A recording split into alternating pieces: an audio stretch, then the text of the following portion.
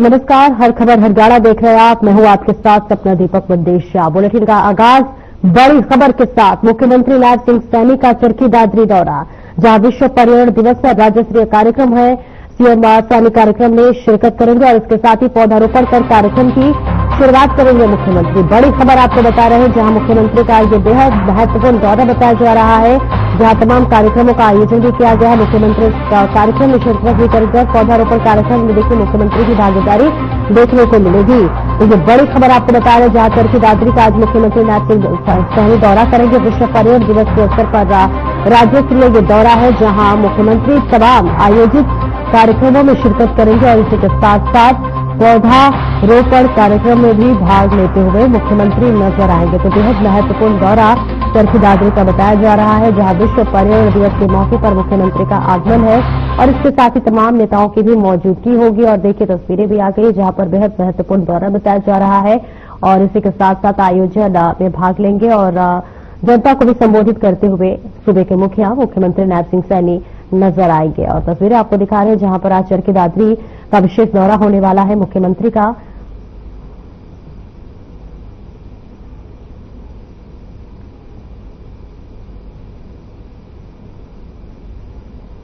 और इस खबर पर ज्यादा जानकारी के लिए हमारे साथ हमारे संवाददाता उमेश चरखी दादरी से जुड़ रहे हैं। उमेश, देखिए आज मुख्यमंत्री का चरखी दादरी दौरा है और ऐसे में बेहद महत्वपूर्ण बताया जा रहा है। कौन कौन और भी नेता उनके साथ शामिल हो सकते हैं? जी सपना, मैं बताना चाहूंगा कि जो है चरखी दादरी में विश्व पर्यावरण दिवस के अवसर पर राज्य स्तरीय कार्यक्रम का आयोजन किया गया है, जिसमें मुख्यमंत्री नायब सिंह सैनी, जो पर्यावरण मंत्री है राहुल नरवीर सिंह और भिवानी महेंद्रगढ़ लोकसभा के सांसद चौधरी धर्मवीर सिंह, दादरी के विधायक सुनील सांगवान और बराड़ा के विधायक उमेश खातुआ सहित पार्टी के जो वरिष्ठ नेता है वो भी यहाँ पे मौजूद है। और अभी कार्यक्रम में मुख्यमंत्री पहुंच चुके हैं। उन्होंने यहाँ पे पौधारोपण किया है, साथ में जो इलेक्ट्रिक बसें हैं उनको हरी झंडी दिखा करके मुख्यमंत्री ने यहाँ से रवाना किया है। और जो राज्य स्तरीय कार्यक्रम है उसमें विश्व पर्यावरण दिवस के अवसर पर जो है पर्यावरण को बचाने का एक संदेश मुख्यमंत्री की तरफ से भी दिया जाएगा, क्योंकि उनका संबोधन होना अभी बाकी है और यहाँ पे जो है कार्यक्रम में शिरकत कर चुके हैं। और उसके साथ में जो है पार्टी की और भी जो कार्यकर्ता है वो भी, सामाजिक संगठनों के जो पदाधिकारी हैं वो भी यहाँ पे मौजूद है। और सबका यही प्रयास रहेगा कि पर्यावरण को बचाने के लिए ज्यादा से ज्यादा पेड़ पौधे लगाए जाए, पौधारोपण किया जाए, ताकि भविष्य में किसी प्रकार की कोई परेशानी न करनी पड़े। बिल्कुल। कितने बजे मुख्यमंत्री का आगमन है उमेश, और क्या कुछ कार्यक्रम रखे गए हैं? जी करीब 8:30 बजे मुख्यमंत्री चरखी दादरी पहुंचे। उन्होंने जो है चरखी दादरी रोडवेज डिपो में जो 5 इलेक्ट्रिक बसें उनका हरी झंडी दिखा करके शुभारंभ किया है, क्योंकि पर्यावरण को बचाने के लिए जो इलेक्ट्रिक बसें काफी महत्वपूर्ण माना जाए, क्योंकि जो प्रदूषण रहित बनाने के लिए इलेक्ट्रिक बसों का जो योजना चलाई जाती है परिवहन विभाग की तरफ से, तो 5 बजे जो इलेक्ट्रिक है उनको हरी झंडी दिखा करके मुख्यमंत्री ने यहाँ से रवाना किया है। उसके साथ में जो विश्व पर्यावरण दिवस का राज्य स्तरीय कार्यक्रम है जिसमें मुख्यमंत्री एक बड़ा संदेश देने वाला है, क्योंकि पर्यावरण को बचाना सबसे मुश्किल होती है, क्योंकि आज लगातार पर्यावरण दिवस का जा रहा है, जिसकी वजह से जो है लोगों को काफी दिक्कतों का सामना करना पड़ रहा है। तो इसको लेकर के मुख्यमंत्री जो है अपने संदेश के माध्यम से प्रदेशवासियों को जो है पर्यावरण बचाने का संदेश दें, क्योंकि आज का दिन जो है विश्व पर्यावरण दिवस एक महत्वपूर्ण है, क्योंकि पर्यावरण को बचाना सबसे बड़ा कार्य है और इसको लेकर के मुख्यमंत्री संबोधित करेंगे। बिल्कुल। अगर बात करें सुरक्षा की हिरासत, देखिए इतने बड़े कार्यक्रम का आयोजन हो रहा है, खुद सूबे के मुखिया यहाँ पर आगमन करेंगे, ऐसे में क्या कुछ व्यवस्थाएं की गई हैं ट्रैफिक के लिए कोई बात करें या फिर अन्य व्यवस्थाओं की? देखिए सपना, चरखी दादरी जिला प्रशासन के साथ साथ प्रदेश स्तर के जो है बड़े अधिकारी भी यहाँ पे कार्यक्रम स्थल है उनका निरीक्षण भी किया था और साथ में सुरक्षा व्यवस्था का चाक चौबंद किया गया है। चरखी दादरी एसपी अक्ष वर्मा द्वारा सभी कर्मचारियों को निर्देश दिए थे कि सुरक्षा व्यवस्था चाक चौबंद की जाए, क्योंकि प्रदेश के मुख्यमंत्री राज्य स्तरीय कार्यक्रम को जो है संबोधित करने जा रहे थे, तो इसको लेकर के सुरक्षा के व्यापक प्रबंध किए हैं। चरखी दादरी के जनता कॉलेज के सभागार में ये कार्यक्रम आयोजित किया जा रहा है और जनता कॉलेज के आसपास का जो एरिया है वहाँ पे जो है नाकाबंदी करके पुलिस कर्मचारियों की ड्यूटी लगाई गई है और जो संदिग्ध वाहनों और व्यक्ति को यानी कि वहाँ पे आने जाने की प्रतिबंध है और साथ में सभी लोगों को पास जारी किए गए हैं।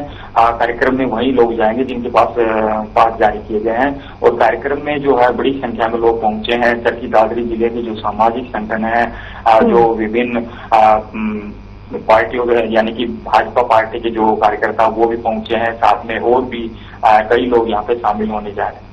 बिल्कुल, हमने देखा उमेश जिस तरह से बेंगलुरु के अभी देखिए बीते दिन ही चिन्नास्वामी स्टेडियम में भीड़ जिस तरह से अनियंत्रित हो गई, कई लोगों की मौत हो गई, 50 से ज्यादा लोग घायल हो गए। ऐसे में हम देख पाते हैं कि जब ज्यादा भीड़ इकट्ठी होती तो इस तरह के जो है भगदड़ की स्थिति जरूर मचती है। कई बार ऐसी तस्वीरें भी सामने आ चुकी है। तो ऐसे में दोबारा इस तरह की घटना न हो या फिर ऐसे बड़े कार्यक्रम का आयोजन होता है तो ऐसी तस्वीरें सामने आती है। इसके लिए प्रशासन ने क्या कुछ पहले से जागरूकता अभियान चलाया या लोगों को अलर्ट किया है या फिर ट्रैफिक डाइवर्ट किया है, क्या कुछ व्यवस्था की गई है?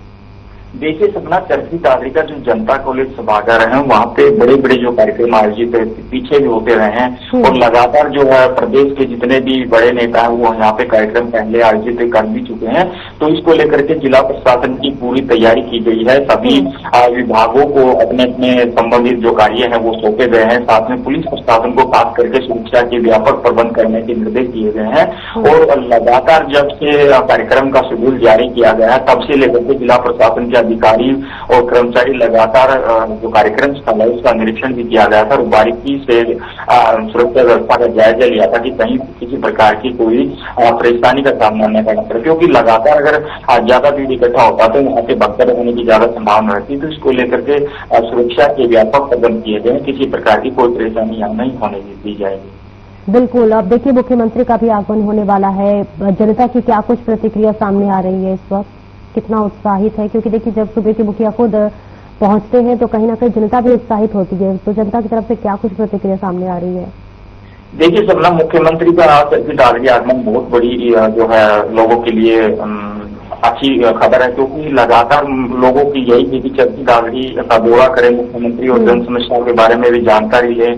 साथ में चरखी दादरी के जो दादरी के विधायक है सुनील सांगवान और बारडा के उमेश पासवान, वो भी भाजपा के विधायक हैं और लगातार मुख्यमंत्री के संपर्क में रहते हैं। तो लोगों को अभी उम्मीद है कि चरखी दादरी आगमन कर मुख्यमंत्री चरखी दादरी जिले के लिए एक विशेष सौगात देने जा रहे हैं। तो उसको लेकर भी लोगों की काफी उम्मीदें हैं कि मुख्यमंत्री जब चरखी दादरी आए हैं तो चरखी दादरी विकास योजनाओं को वो विकास को और गति देने का काम करेंगे और कई विकास योजनाएं जो है उनको जो आगामी दिनों में पूरा किया जाएगा। तो इसको लेकर के लोगों में उम्मीद है कि मुख्यमंत्री जब चरखी दादरी आए हैं तो लोगों के लिए काफी यानी कि विकास योजना भी सौगात देंगे।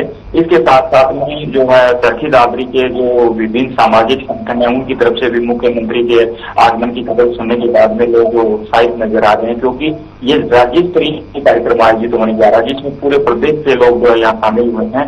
तो ये चरखी दादरी में राज्य स्तरीय कार्यक्रम का आयोजन होना वो भी विश्व पर्यावरण दिवस पर एक बहुत बड़ा संदेश है, क्योंकि लगातार पर्यावरण को बचाना सब लोगों के लिए बड़ी जो है चुनौती है और पर्यावरण को बचाने के लिए प्रत्येक नागरिक का सहयोग होना बहुत जरूरी है। तो इसमें जिला प्रशासन की तरफ से भी एक पहल की जा रही है, साथ में आम लोगों से भी यही अपील की जा रही है कि पर्यावरण को बचाने के लिए आम नागरिक अपना कर्तव्य समझते हुए पर्यावरण को बचाने में अपना सहयोग दे और जिला प्रशासन के साथ तालमेल बना करके ज्यादा से ज्यादा जो है पौधारोपण किया जाए। बिल्कुल, बहुत बहुत शुक्रिया आपका उमेश इस महत्वपूर्ण जानकारी के लिए। और सीधे लिए चलते आपको अब चरखी दादरी जहां पर मुख्यमंत्री नायब सिंह सैनी का आगमन हो चुका है, क्या कुछ कह रहे हैं सुनवाते हैं। तो उसमें सबसे महत्वपूर्ण अगर ध्यान रखने की कोई आवश्यकता है तो वो हमारा वातावरण है, वो अनुकूल होना चाहिए। हमारा हवा वो शुद्ध आए, जिससे कि कई प्रकार के ऐसे जिनकी चर्चा भी की गई है कि चाहे पॉलीथीन हो या पेड़ ज्यादा मात्रा में कट रहे हैं, प्लास्टिक का पॉलीथीन हो, उनको हमें आगे आकर के उनके विरुद्ध काम करना होगा, पॉलीथीन को बाहर करना होगा और ज्यादा संख्या में पौधारोपण हमें मिलकर के करना होगा, जिससे कि वातावरण शुद्ध रहे और हमें हवा भी शुद्धता से मिले। उसके लिए हम सब ने ये काम करना होगा। मुझे खुशी है, हम सब जानते भी हैं कि आज गंगा दशहरा का पावन पर्व है, क्योंकि हमारी संस्कृति में ये पर्व भी जुड़े हुए हैं। और किसी न किसी दिन जब ये हमारी संस्कृति के साथ ये पर्व जुड़े हुए हैं तो ये देखने को भी हमें यहीं भारत में मिलता है। और मुझे खुशी है कि आज गंगा दशहरा का ये पावन पर्व, इसकी भी मैं आप सबको बधाई देता हूं। और कहा भी जाता है कि इस दिन मां गंगा धरती पर उसका अवतरण हुआ था, वो धरती पर आई थी। मुझे ये भी खुशी है कि मैं आप सबको विश्व पर्यावरण दिवस और गंगा दशहरा की बहुत बहुत हार्दिक शुभकामनाएं और बधाई देता हूं। मुझे ये भी खुशी है कि जब हम पिछले वर्ष विश्व पर्यावरण दिवस हमारे देश के यशस्वी प्रधानमंत्री आदरणीय नरेंद्र मोदी जी ने इस अभियान की शुरुआत की थी, एक पेड़ मां के नाम। और उनका कहना था कि जितना सम्मान हम अपनी जन्म देने वाली मां को करते हैं, उतना सम्मान जो हमारी भारत माता है हम उसको उतना ही सम्मान करते हैं। क्योंकि जब हमारी माता हमें पालन पोषण करती है, ये धरती माता भी हमारा पालन पोषण करती है। मुझे खुशी है कि हम सबको मिलकर के अपनी मां के नाम एक पौधा अवश्य हमने लगाना चाहिए, उसकी परवरिश भी करनी चाहिए।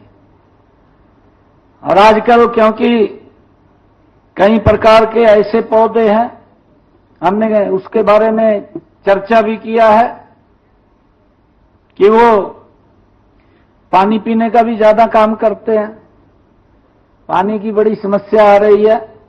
परंतु आजकल ऐसे पौधे हैं, फलदार पौधे हैं, छायादार पौधे हैं, जिनके लगाने से पानी भी खूब बरसता है।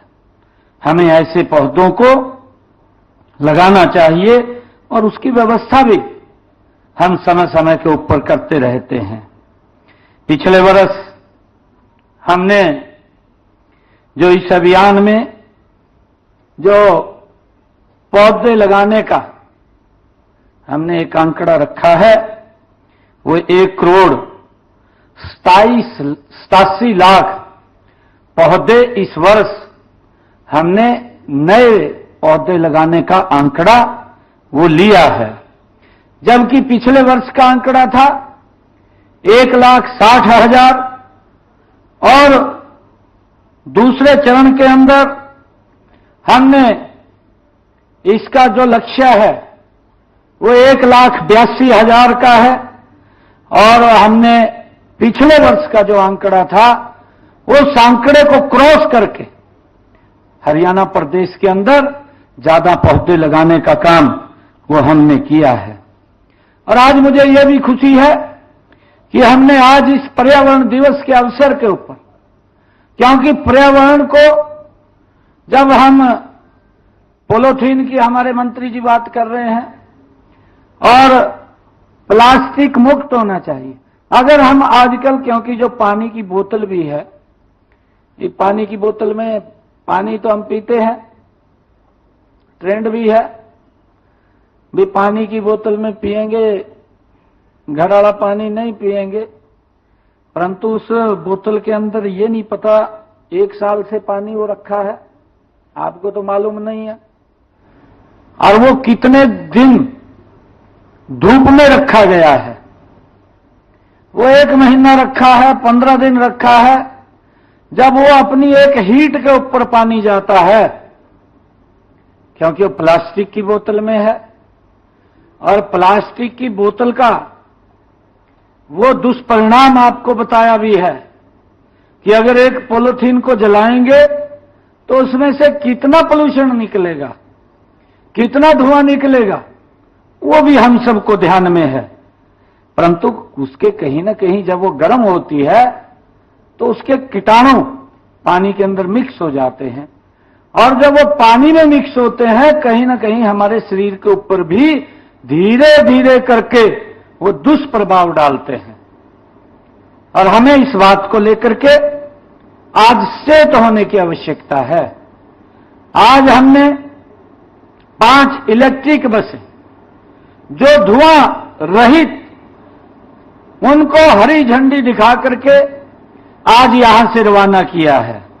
हमने पिछले दिनों अपने संकल्प पत्र में कहा था कि हम 11 नगर निगमों में हरियाणा प्रदेश के अंदर जो शहर के अंदर चलने वाली बसें हैं, जिनको लोकल बसें कहते हैं, वहां पोल्यूशन ना हो, शहर के अंदर पोल्यूशन कम मात्रा में हो, हमने ये टारगेट रखा था कि हरियाणा प्रदेश के अंदर 11 नगर निगमों में हम 375 इलेक्ट्रिक बसें देंगे।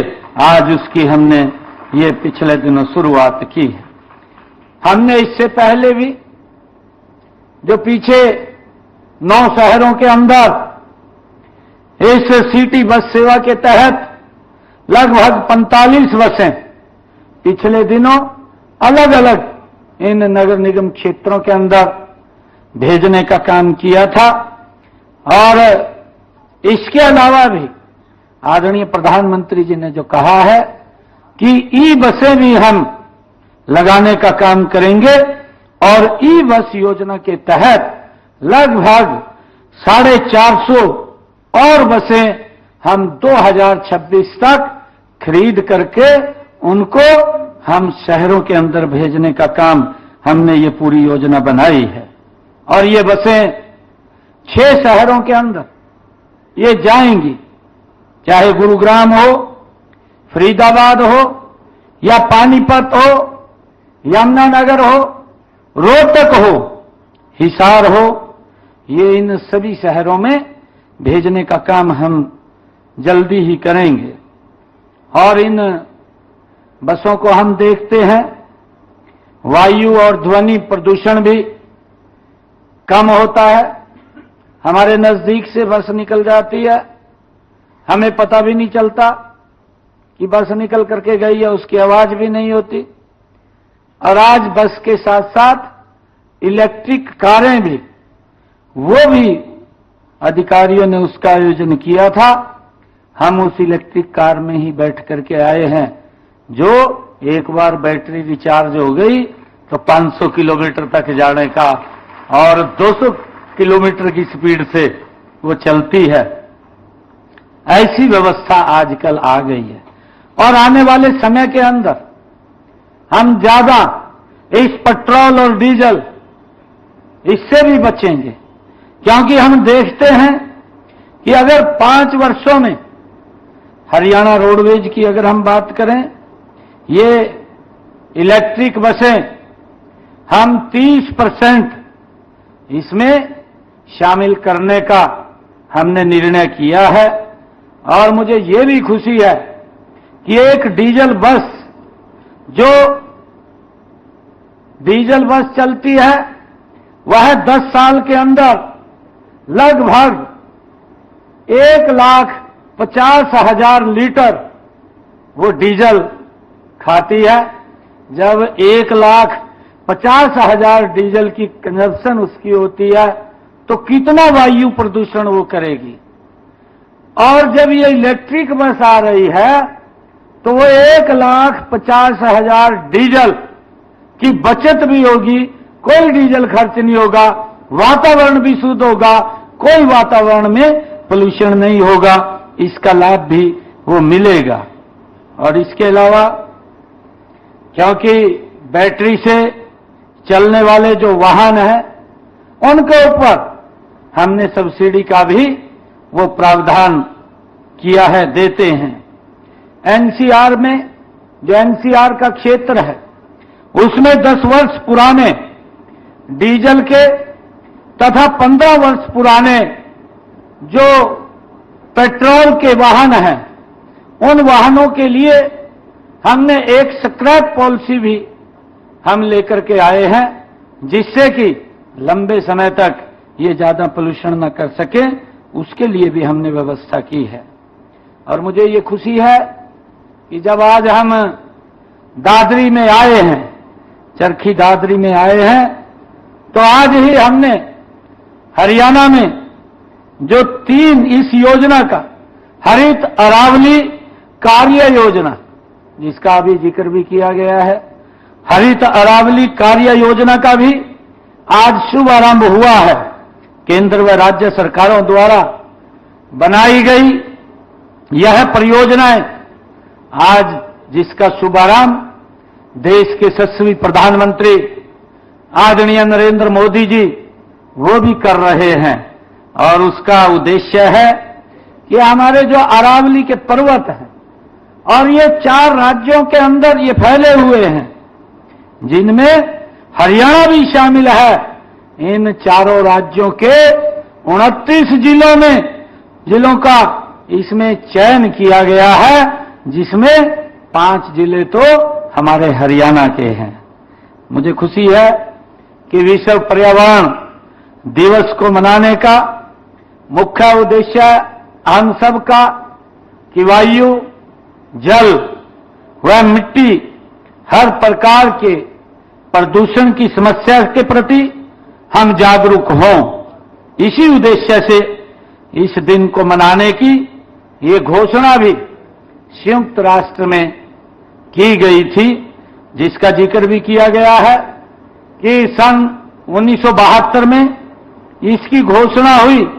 उसके बाद ये 5 जून को हर वर्ष दुनिया में केवल एक थीम के साथ ये पहला पर्यावरण दिवस ये मनाया गया है।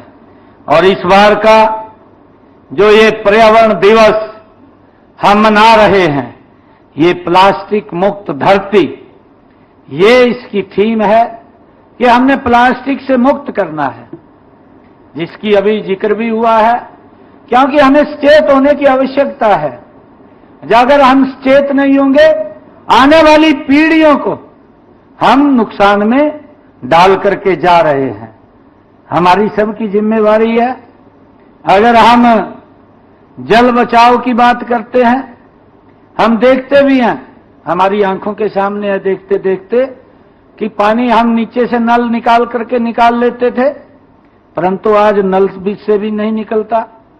आज वो एक समय के बाद मोटर के ऊपर आया, मोटर के ऊपर कब तक चलेगा, तो उसके बाद हम नहर के ऊपर आधारित हो गए हैं। तो नहर की भी हम रक्षा सुरक्षा नहीं कर पाएंगे तो हम आने वाली पीढ़ियों को क्या दे करके जाएंगे। ये आज हमारे सब के लिए, ये किसी एक व्यक्ति का विषय नहीं है, हर नागरिक का विषय है कि हमने आने वाली पीढ़ियों को सुरक्षित वातावरण दे करके जाएं। उनके लिए हम ये वायु पोल्यूशन मुक्त हम वातावरण दे करके जाएं, उसके लिए हमें मिलकर के काम करने की आवश्यकता है। जैसा अभी बताया भी गया है कि अब की बार की जो थीम है वो प्लास्टिक मुक्त की थीम है, प्लास्टिक मुक्त धरती, कि कहीं पर भी प्लास्टिक नहीं नजर आनी चाहिए, चाहे हाथ में है और चाहे वो हम बोतल के अंदर या किसी अन्य सामान के अंदर उसका यूज करते हैं, तो उसका यूज हम ना करें।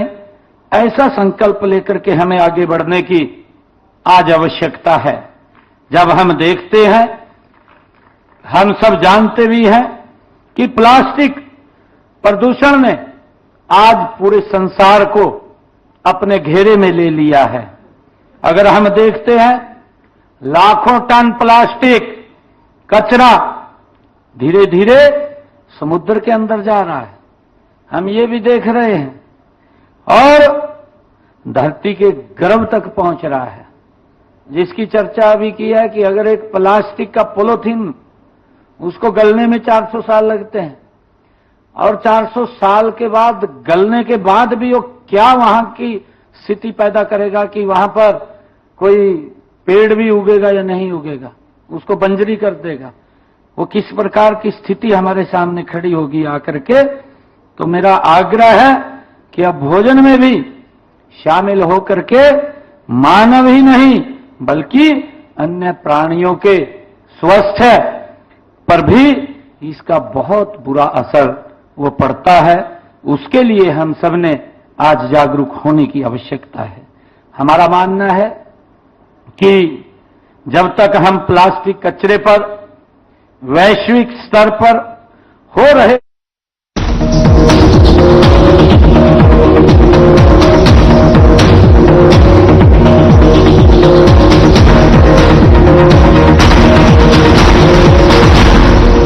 क्या